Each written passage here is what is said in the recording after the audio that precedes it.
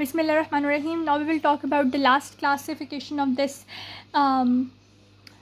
acting agonist. So they are dopamine agonist. So as I told you, whenever you go to this synaptic cleft or the norepinephrine type, you have alpha receptors, beta receptors, and dopamine receptors. In the dopamine receptors, if you have drugs that are similar in action to the dopamine, drugs that can act on the dopamine receptors and produce similar effect, they are dopamine agonist. So there are two in number, they are levodopa and phenoidopam.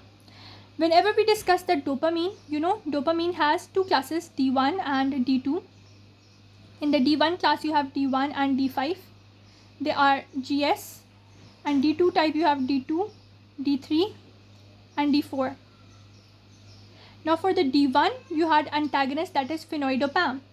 D2, you have antagonist, that is bromocriptine. And the one that can act on both D1 and D2, that is dopamine.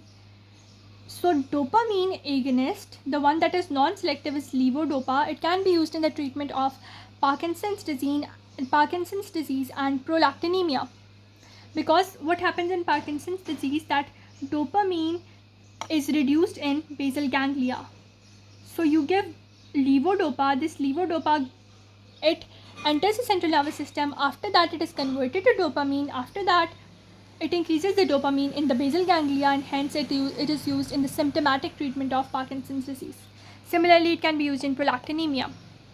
For D1 type of receptors, their agonist is phenoidopam.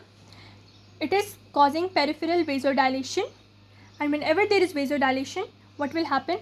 It can reduce the blood pressure. So it can be used in the treatment of hypertension.